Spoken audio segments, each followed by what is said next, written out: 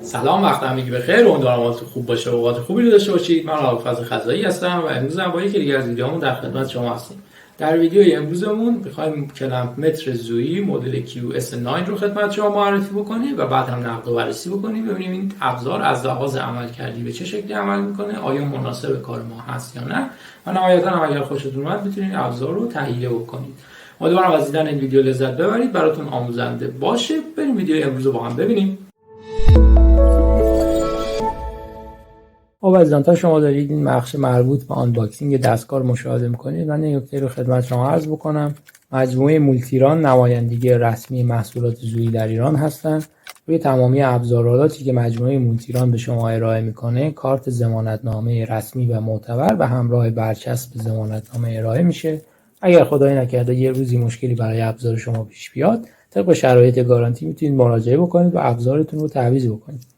پس در زمان خرید محصولات زویی توصیه میکنم حتما از طریق نمایندگی رسمی اقدام بکنید. آدرسشون رو برای شما زیر صفحه داریم نمایش میدیم تا اگر یه موقعی خدای نکرده به مشکلی برخوردید بتونید ابزارتون رو طبق شرایط ضمانتنامه تعویض بکنید و مشکلتون حل بشه. ما قبلا ویدیوی نقد و بررسی کلمپ متر زویی مدل QB9 رو خدمت شما ارائه کردیم. این کلمپ متر یک کلمپ متر ACDC با امکانات بسیار مناسبی بود که همونطور که در ویدیو دیدید عملکرد مناسبی رو داشت. همینطور مقایسه فنیش رو با مدل یونیتی 219 DS خدمت شما ارائه کردیم. مشاهده کردید که از لحاظ عملکردی با توجه به قیمت بسیار پایینتری که این ابزار QB9 داشت که عملکرد مناسبی رو از خودش نشون داد. ویدیوشو برای شما بالا سمت راست تصویر گزینه‌اش رو میذاریم، میتونید از اونجا مشاهده بکنید. امروز می‌خوایم با هم دیگه نقد و بررسی مدل QS9 که مدل پیشرفته‌تر و ارتقا یافته QB9 هست رو خدمت شما ارائه بکنیم و نهایتاً هم یک مقایسه فنی رو از این کلمپ متر خدمت شما ارائه می‌کنیم تا اگر خواستین این کلمپ متر رو تهیه کنید بتونید با اطلاعات و دانش بیشتری نسبت به خریدتون اقدام بکنید. به نظر توجه فرمایید که این مدل QS9 مدل پیشرفته‌تر و ارتقا یافته این QB9 هست. همونطور که توی ظاهر دستگاه دارید مشاهده میکنید، علاوه بر این که این مدل QS9 یک مقدار بلندتر از مدل QB9 هست، به جای اینکه دیگه در حالت اتوماتیک کار بکنه اومدن براش یک سلکتوری رو لحاظ که شما اون میزان و کمیتی که دارید اندازه‌گیری میکنید رو با استفاده از این سلکتور انتخاب. مورد بعدی که میتونیم راجع بهش صحبت بکنیم مربوط به این حالت اندازه‌گیری کردن ولتاژ در حالت لو امپدانس. این لوزی که اینجا برای ما نوشته یعنی امپدانس اندازه‌گیری کردن ولتاژ در ترمینال های این مولتیمتر ما یک مقدار پایینتری در حالت معمولی هست. ببینید از زمانی که ما یک ولتاژی رو با استفاده از کلمپ یا مولتیمتر توی مدار رو می‌خوایم اندازه‌گیری بکنیم، معمولاً مقاومتی که روی ترمینال های این کلمپ متر یا اون مولتی متر ما قرار داره یک مقداری مانند مقدار 10 مگا اوم هست. با توجه به مقدار اوم بالایی که این ابزار اندازه‌گیری ما داره، اون مدارمون معمولا تاثیر آنچنانی ایجاد نمیکنه. برای مثال اگر ما میخوایم ولتاژ برق شهری رو اندازه بگیریم، با این مقاومت 10 مگا اومی که در این ترمینال ها وجود داره، هیچ تأثیری روی اون برق شهری ما به وجود نخواهد آمد و مقدار جریانی که اونجا کشیده میشه یک مقدار جریان بسیار پایینی هست. این حالت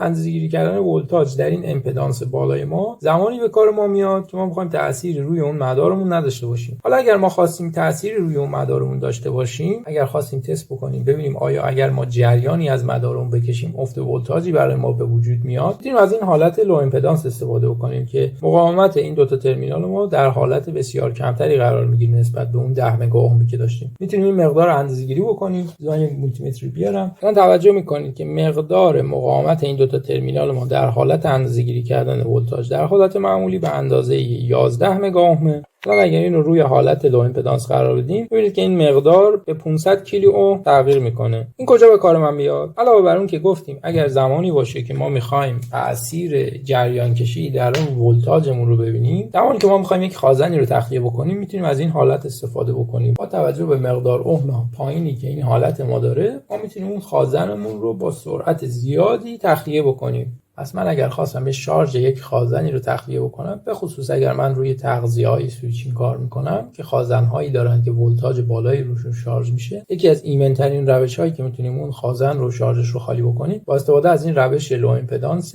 اندازه‌گیری کردن ولتاژ روی این کلمپ متر. علاوه بر این مواردی که تا اینجا گفتیم، یک مورد دیگه‌ای که در رابطه با این کلمپ متر قابل مشاهده هست مربوط به نمایشگر این کلمپ متر است. همونطور که دارید مشاهده میکنید این کلمپ متر QB9 یک نمایشگر تک دیسپلی دیسپلی داره، ولی این مدل QS9 از نمایشگر دوتایی داره استفاده میکنه. در رابطه با مقایسه مدل QB9 و QS9 این تغییراتی بود که تا اینجا به چشم من اومده. حالا میریم ما هم دیگه عمل کرده این مدل QS9 رو با استفاده از این تسترمون تستش میکنیم، ببینیم در رابطه با اندازه‌گیری کردن مقادیر مختلف مثل این مواردی که اینجا وجود داره، مقاومت، خازن، دیود و ولتاژهای مختلف چجوری عمل میکنه و نهایتا هم یک تست مقایسه‌ای در رابطه با مقایسه کردن QB9 QS9 و مدل 219 DS با هم دیگه خواهیم داشت.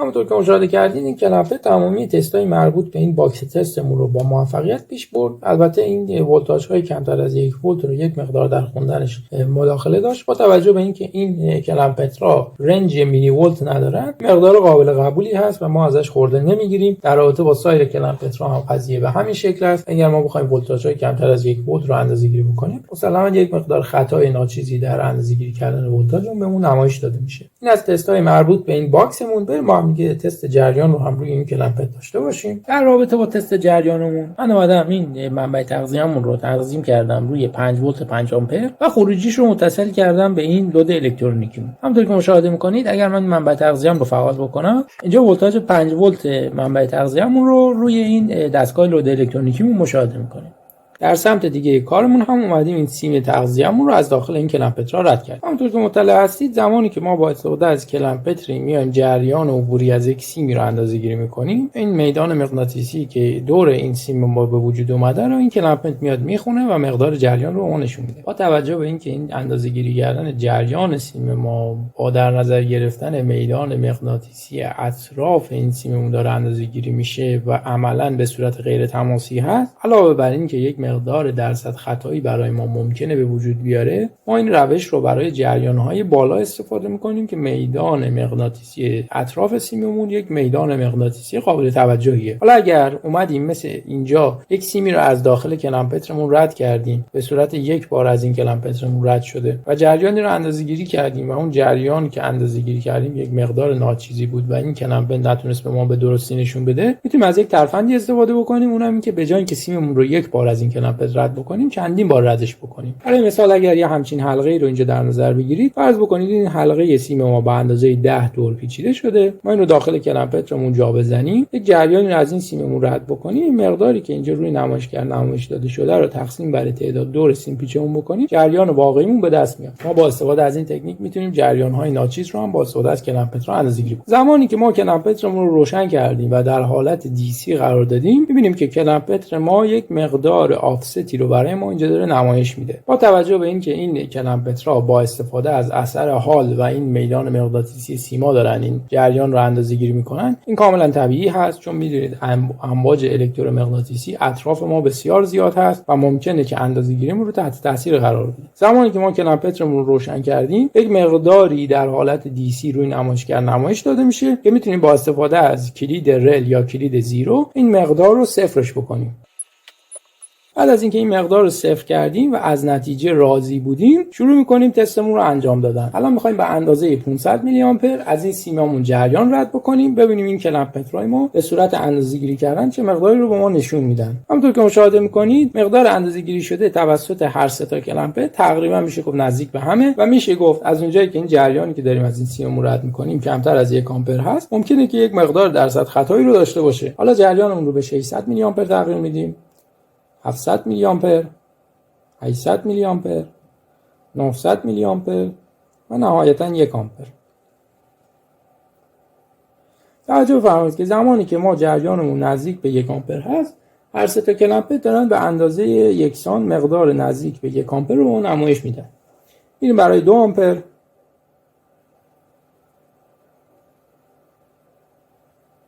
3 آمپر،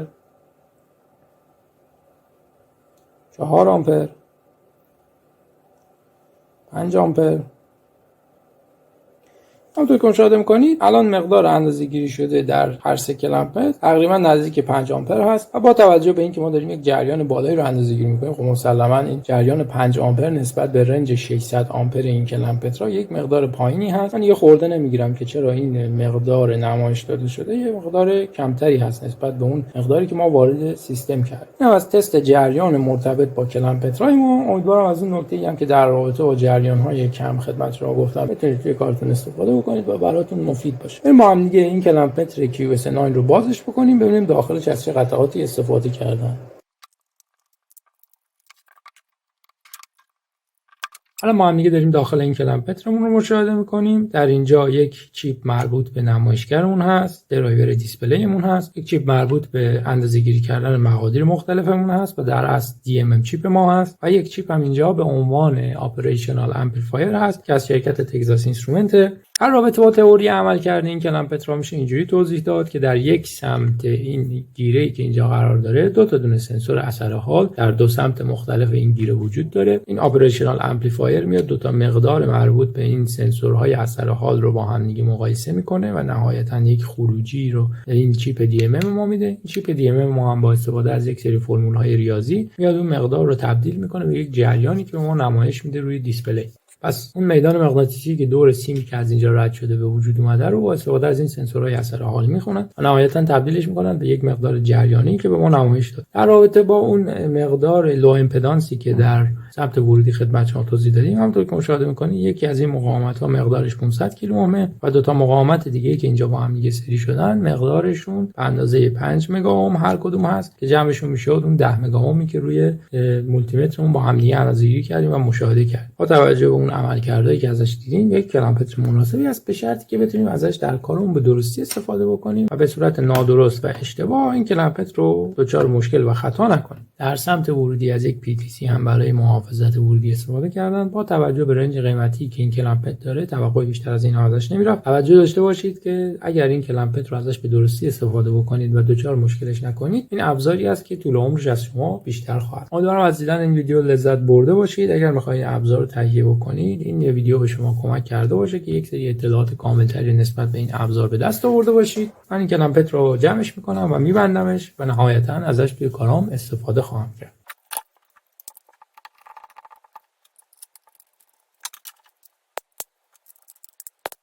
خب عزیزان همونطور که توجه کردین ابزار کلمپتر زویی مدل QS9 یک ابزار مناسبی بود که ما میتونیم توی کارمون ازش استفاده بکنیم و نتیجه مطلوبی رو بگیریم. قیمتش هم قیمت مناسبی است. اگر تمایل داشتید که این ابزار برای خودتون تهیه بکنید میتونید از نمایندگی رسمی زویی داخل ایران استفاده بکنید که اسمشون مولتیران هست و آدرس سایتشون هم زیر ویدیو داره نمایش داده میشه. میتونید ابزار رو از اینا تهیه بکنید. دارای گارانتی هم هستن و توی کارتون ازش استفاده بکنید. امیدوارم از دیدن این ویدیو لذت برده باشید. تا یه ویدیو دیگه شما رو به خدای بزرگ میسپاریم.